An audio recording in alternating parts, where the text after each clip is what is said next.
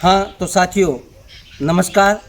आज हम नौहर कस्बे के समीप सहावा क्षेत्र के एक ऐसे युवा से मिलने जा रहे हैं जो कि सामाजिक सरोकार, शिक्षा, संस्कृति तीनों ही चीज़ों का समावेश रखने वाला है।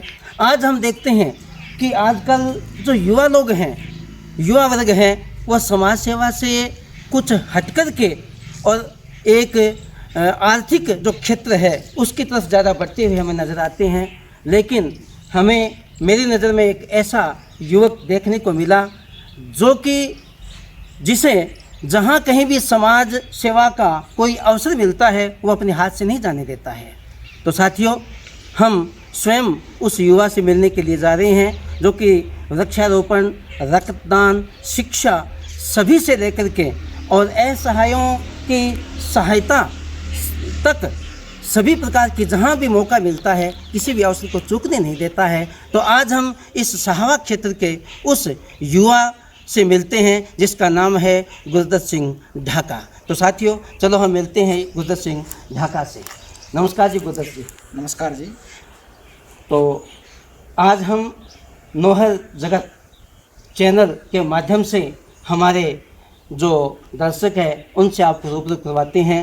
तो साथियों, आप हैं गुरदत्त सिंह जी ढाका।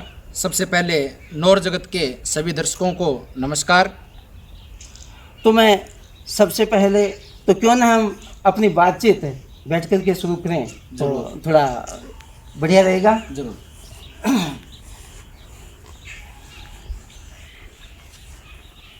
तो हम देखते हैं कि आप एक शिक्षा जगत से भी जुड़े हुए हैं। तो शिक्षा के क्षेत्र में आपने कहाँ तक अपना अध्ययन रखा है या अभी तक अध्ययन जारी है? आपकी जो किस प्रकार की जो स्थिति है वो हमारे दर्शकों को आप बताने का श्रम करें। सर, शिक्षा से जुड़ी हुई बात अगर मैं करूं तो मेरा मानना है कि मनुष्य को निरंतर सीखते रहना चाहिए, क्योंकि जब मनुष्य सीखना बंद कर देता है तो उसके जीवन में कुछ अच्छा नहीं रहता। इसलिए मैंने निरंतर अभी तक शिक्षा जारी रख रखी है। मैंने 7 विषयों में पीजी कर रखा है। 7 विषयों में पीजी कर रखा है और अभी भी अध्ययन है वो जारी है। वर्तमान में मैं डांटिया यूनिवर्सिटी गंगानगर से पीएचडी कर रहा हूँ। जी सर, पीएचडी के आप शोध विद्यार्थी भी हैं। बिल्कुल सर, बिल्कुल। तो आपका जो शोध विषय है वो कौन से विषय से संबंधित है सर?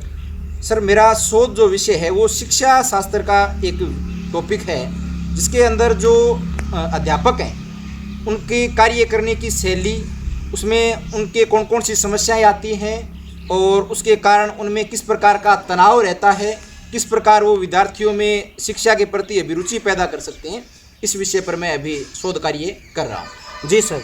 तो अब हम चलते हैं समाज सेवा की तरफ। तो मैं पूछना चाहूँगा कि आपको ये जो समाज सेवा से संबंधित जो जिज्ञासा है, इसकी जो उत्पत्ति है जिज्ञासा की, वो कहाँ से मिली? इसकी जो प्रेरणा है वो कहाँ से आई कि मैं समाज के जो लोग हैं उनकी सेवा करूँ? सर, अगर बात करें समाज सेवा की प्रेरणा की तो इसका श्रेय मैं मेरे परिवार को देना चाहूँगा। और परिवार में मुख्य रूप से मेरे पिता डॉक्टर रणधीर सिंह जी ढाका को देना चाहूँगा। मुझे याद है, बात है करीब 2000 की।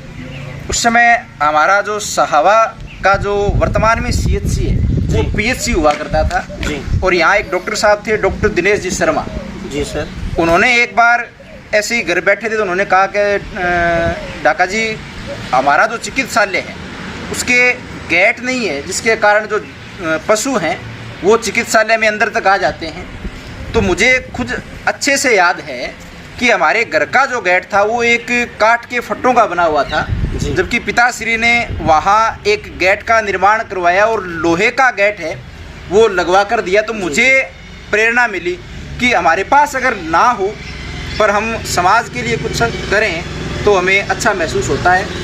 तो इसका श्रेय मैं अपने पिताश्री को देना चाहूँगा, जिनसे मुझे समाज सेवा की प्रेरणा मिली। जी सर, आपके प्रेरणा का स्रोत आपकी पारिवारिक जो पृष्ठभूमि है वो रही है। तो एक जैसा कि हमने हमारे नौहर कस्बे में भी और युवाओं से भी ये सुना है, कि आपका रक्तदान के प्रति बड़ा आकर्षण है। तो हम ये जानना चाहेंगे, हमारे दर्शकों तक आपकी ये बात पहुंचाना चाहेंगे कि रक्तदान के बारे में जो आपको ये लगन लगी कि जहाँ भी किसी भी व्यक्ति को रक्तदान की आवश्यकता पड़े तो मुझे रक्तदान देना चाहिए, तो ये किस प्रकार से आपके दिमाग में आया और आप लोगों तक किस ढंग से पहुँचते हैं रक्तदान करने के लिए? सर, रक्तदान की अगर बात करूं तो ये घटना 2011 की है। जब मैं जयपुर था उस समय हमारे नज़दीकी गांव काड़वास की एक गाड़ी एक्सीडेंट हुई थी और उस समय उन घायलों को लेके हम SMS हॉस्पिटल पहुंचे। तो वहाँ मैंने देखा अभी मरीजों को रक्त की आवश्यकता थी और जो परिवार के जो लोग थे साथ आए हुए थे वो भी रक्त देने से घबरा रहे थे। परंतु कुछ युवा ऐसे वहाँ भी थे जो अनजान के लिए अपना रक्तदान कर रहे थे। मैंने भी उस समय वहाँ रक्तदान किया, मैंने पहली बार वहाँ रक्तदान किया। उसके बाद मुझे ये लगा भी अगर हम अपने रक्त को दान करके अगर किसी को जीवन दान दे सकते हैं तो इससे बड़ा दान हमारे जीवन में कोई और हो नहीं सकता। तब से मैंने रक्तदान की प्रेरणा ली। उसके बाद मैं निरंतर हर वर्ष रक्तदान करता आ रहा हूँ। अगर हम बात करें किसी ज़रूरतमंद तक पहुँचने की तो आज के समय में सोशल मीडिया इसका एक बहुत अच्छा प्लेटफॉर्म है। सोशल मीडिया पर हमारे कई रक्तदान से संबंधित ग्रुप हैं, चाहे वो चूरू से संबंधित हो, बीकानेर से हो, जयपुर से हो या अपने नज़दीकी क्षेत्र बादरा में भी ब्लड बैंक है। तो यहाँ किसी को भी अगर रक्तदान की आवश्यकता होती है तो जो जिसको आवश्यकता है वो हमें या तो व्हाट्सएप ग्रुप में सूचना देता है या फेसबुक के माध्यम से या अन्य किसी माध्यम से जब हमारे पास सूचना पहुंचती है तो हम चल के सामने वाले से फ़ोन पर बात करते हैं और उसको रक्त उपलब्ध करवाने की काम करते हैं। आपने अभी सोशल मीडिया की जो बात कही है, तो अभी मैंने कुछ दिन पूर्व सोशल मीडिया के माध्यम से भी यही जाना कि आपका जयपुर जाना हुआ था। जी सर। तो वहाँ एक हॉस्पिटल में किसी बच्चे को रक्त की आवश्यकता थी, तो आप किसी निजी संबंधी को लेकर के इलाज करवाने के लिए गए थे शायद वहाँ पर? बिल्कुल सर, बिल्कुल। हाँ, ऐसा कुछ मैंने वहाँ सोशल मीडिया में देखा था। और वहाँ जैसा ही आपको पता लगा कि वहाँ रक्त की आवश्यकता है तो आप सहर्ष तैयार हो गए और उस बच्चे को शायद चल करके आपने फ़ोन किया था, ऐसा कुछ करके। और वो क्या घटना थी सर, थोड़ा उसके बारे में बताएं। सर, ये घटना पीछे अभी मई की है जी। मैं मेरे निजी रिश्तेदार के साथ उनका ऑपरेशन करवाने के लिए जयपुर गया था। हमारा एक व्हाट्सएप ग्रुप है चूरू का, सेवा क्रांति साहस नाम से। उसमें मैंने ये सूचना डाली कि मैं भी जयपुर आया हूँ, अगर किसी को कोई काम हो तो मुझसे संपर्क कर ले। तो उसमें ग्रुप में एक मैसेज आया भी कोई एक लड़का है JK लोन हॉस्पिटल में भर्ती है, उसको O पॉजिटिव रक्त की आवश्यकता है और मेरा रक्त समूह O पॉजिटिव है और मुझे वैक्सीन लगे हुए भी करीब 25-26 दिन हो गए थे, तो हम 20 दिन बाद ब्लड है वो डोनेट कर सकते हैं। तो मैंने संपर्क किया और ब्लड डोनेट किया। और जब हम रक्तदान करते हैं तो उसकी जो एक मन में खुशी होती है उसका अन्य कोई भी मुकाबला है वो हम नहीं कर सकते। बहुत अच्छा लगता है रक्तदान करके। और जब हम देखते हैं भी हमारे कारण किसी की ज़िंदगी है वो बच सकती है तो उससे बढ़कर हमारे लिए कुछ नहीं हो सकता। अच्छा सर, एक चीज़ और पीछे इसी फेसबुक से माध्यम से, ये सोशल मीडिया के माध्यम से ही मैंने जाना कि यहीं चूरू जिले के किसी गांव में कोई एक व्यक्ति था, असहाय था, उसके कोई रीढ़ की हड्डी का थोड़ा फ्रैक्चर था या पता नहीं ऐसा कुछ था, सोशल मीडिया में जाना था। तो वहाँ आपकी टीम पहुँची और उस परिवार की आपने सहायता की। तो इस प्रकार से आप वहाँ जाना और अपना जो निजी रूप से या अपनी जो टीम है उससे कुछ करके आर्थिक सहायता करना, तो इस प्रकार की चीज़ें भी क्या आपको सोशल मीडिया के माध्यम से पता लगता है या लोगों को पता है इस चीज़ का? सर, इसके बारे में बताऊं तो हमारी चूरू में एक टीम है अपनी पाठशाला के नाम से जी, उसको संचालित कर रहे हैं धर्मवीर जी जाखड़, पुलिस कांस्टेबल हैं। उनके माध्यम से मैं इस प्रकार के कार्यों में जुड़ा। अब तक हमने कई असहायों की इस प्रकार सहायता की है।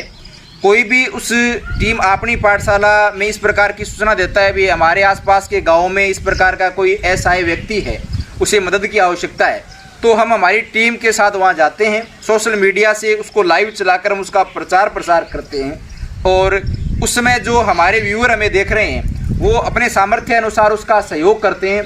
और लगभग 15-20 जगह मैं भी गया हूँ, तो वहाँ मैंने भी मेरी इच्छा के अनुसार वहाँ दान है वो दिया है और मेरे दोस्तों के माध्यम से भी वहाँ मैंने कुछ पैसे डोनेट करवाने का काम किया है। और पूरी हमारी जो टीम है वो एक लगन के साथ कार्य करती है और बहुत खुशी होती है कि हम 1 घंटा लाइव के माध्यम से करीब 5 से 6 लाख रुपए उसी समय उस मरीज को जुटा कर दे देते हैं। उसके बाद तो अन्य पैसा आता है, वो अलग बात है। सर, आपकी ये बातें सुनकर के बहुत अच्छा लग रहा है कि इस प्रकार से किसी युवा के मन में दूसरों के प्रति सहायता करने का, सहयोग करने की जो बात है, ये बिल्कुल प्रेरणादायी है सर। तो एक इसी प्रकार का एक वाकया और हमने सुना था कि विदेश से में कुछ रहने वाले थे, उनके बारे में आपने शायद एमपी साहब को पत्र भी लिखा था, ऐसा कुछ।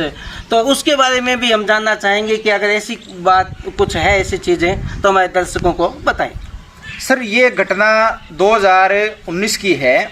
उस समय हमारे एक तो चूरू के थे, एक नागौर के 2 लड़के थे, वो विदेश में फंस गए थे। उन्होंने टीम अपनी पाठशाला से गुहार लगाई भी, आप हमारे यहाँ विदेश में जुर्माना लग गया, उस जुर्माने को आप भर के हमें यहाँ से रिहा कराएं और हम हमारी वतन वापसी हो सके।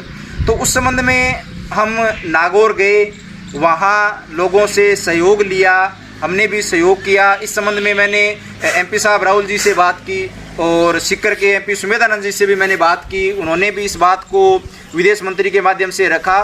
परंतु इसमें जो सबसे ज़्यादा जो सहयोग रहा, वो टीम अपनी पाठशाला ने मदद करवाकर करीब, मुझे याद है, 2 से 2.5 करोड़ रुपए इकट्ठे करके हमने उन लोगों को वहाँ से छुड़वाया।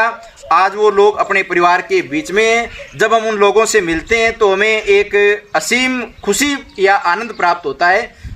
मैं कहना चाहूँगा भी इस प्रकार के कार्य जब हम करते हैं तो हमें एक अलग ही खुशी है वो मिलती है।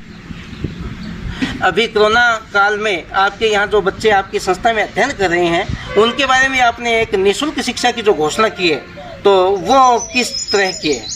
सर, निःशुल्क घोषणा की बात करूं तो हमारी संस्था सुभाष चंद्र बोस शिक्षण समूह ने कोरोना काल के अंदर जिन बालकों के माता पिता या उनमें किसी एक की अगर मृत्यु हो गई है, तो कक्षा 1 से 12 तक हिंदी और इंग्लिश माध्यम, और हमारा जो महाविद्यालय है उसमें BA और BSc में अगर कोई छात्र अध्ययन करना चाहेगा तो हम उसको निःशुल्क अध्ययन करवाएंगे। और मैं इस वीडियो के माध्यम से अपील करना चाहूँगा भी किसी के भी जानकारी में अगर ऐसा बालक हो तो हमें उसके बारे में बताएं। हम हमारी संस्था के माध्यम से उसको निःशुल्क शिक्षा उपलब्ध करवाने का प्रयास करेंगे। धन्यवाद। आज आपने हम एक ऐसे युवा से मिले जो कि आज के जो युवाओं के लिए बड़ा प्रेरणा स्रोत भी है कि हमें भी समाज के लिए कुछ करना चाहिए और समाज के कार्य को करने के लिए हमें पीछे नहीं रहना चाहिए। तो धन्यवाद।